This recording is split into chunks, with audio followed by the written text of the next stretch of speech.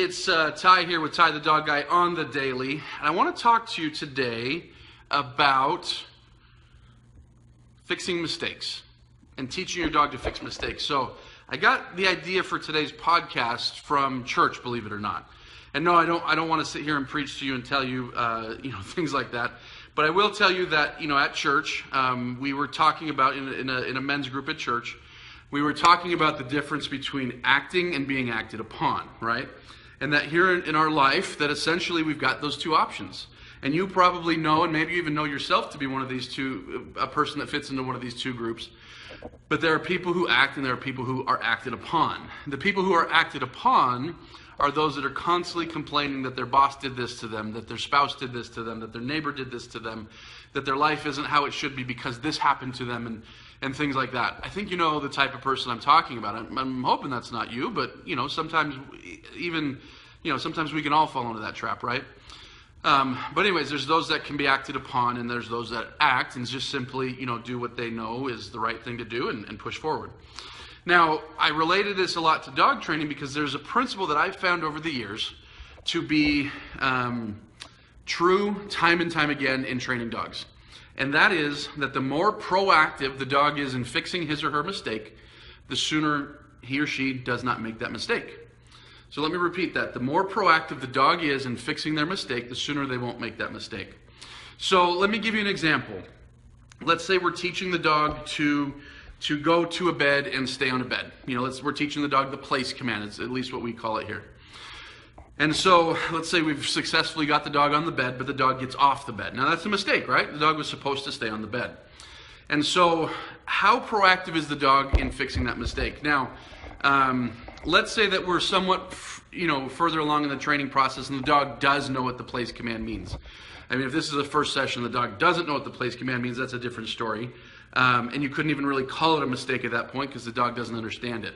But let's say the dog does understand the concept of the place command and decides to break it and decides to make that mistake and get off, to get off the bed. Well, in order to fix that mistake, what has to happen? He has to get back to the bed and not get off again, right? And so if we're assuming that the dog understands the command, there's really, there's two extremes that we could go to get the dog back on, right? We could take food and we could lure the dog back on. Or that's one extreme, where it's just, there's no conflict, there's no challenge, there's no real pushing of the dog. It's just, we're making it so simple, we're luring the dog back on. So that's one option. And the polar extreme to that would be, to grab the dog by the scruff and, lift him up and yell at him and throw him on the bed, right? So let's say we've got those two polar extremes. And let's examine each of those polar extremes on the dog fixing his or her mistake. In neither of those is the dog being proactive in fixing the mistake. Would you agree? On the one end, we've got a dog that's simply following a treat. He's being lured, and he's simply following a treat. He's not being proactive in the solution of the mistake that he made. He's just simply following a treat around and going back to a bed.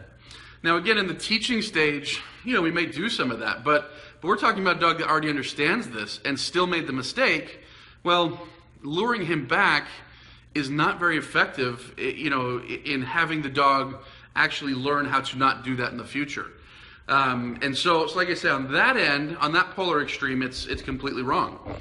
On the other polar extreme, where we've got a dog who, we're grabbing and we're throwing him on the bed, obviously that's wrong for so many reasons. But on a fundamental reason on why the dog wouldn't learn very well from that is the dog is not being proactive in fixing his mistake. He's simply being dragged from point A to point B and tossed on the bed. And so at no point in that process does he have to learn, does he have to think, does he have to be proactive in fixing the mistake that he made in getting off the bed. And so where's the solution? The solution lies in what I always say, we need to help the dog the most necessary, the least possible. And when I say the most necessary, the least possible, that could take on a lot of forms in the case of the bed. But let's say, for example, the dog gets off the bed.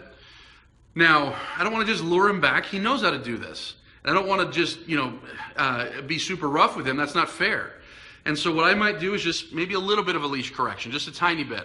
Or, maybe a little bit with the, maybe a little bit of e-collar direction and teach the dog, oh, no, just go right back to this spot. And in so doing, like if I'm not dragging the dog, but simply offering a little bit of like leash motion, or a little bit of e-collar motion, I'm simply like I'm being the impetus for change by kind of like helping the dog on, but he's the one that's actually physically moving forward and opting to stay there, then he's the one that's being more proactive in the solution of his mistake. Now again, I'm there to help. I'm there to offer, the motivation. I'm there to offer the correction as he's doing it wrong. I'm there to offer, kind of both ends of that spectrum there. But at the same time, I want him doing more and more. And as I remove a little bit of help, he has to do more. And as he gets better, I remove a little bit more help and he has to do more. And it goes so on and so forth. But in any case, it's a principle that I teach to all my clients that I really try to get out there as much as possible, that the more proactive the dog is in fixing his mistake, the sooner he won't make it. So the question is, if you've got a dog who's continually making a mistake that you don't like, what haven't you done to help the dog be proactive in fixing it? What haven't you done to communicate to the dog how he can fix it? Not necessarily how you can fix it, but how he can fix that mistake. Answer that question and you're going to be in great shape.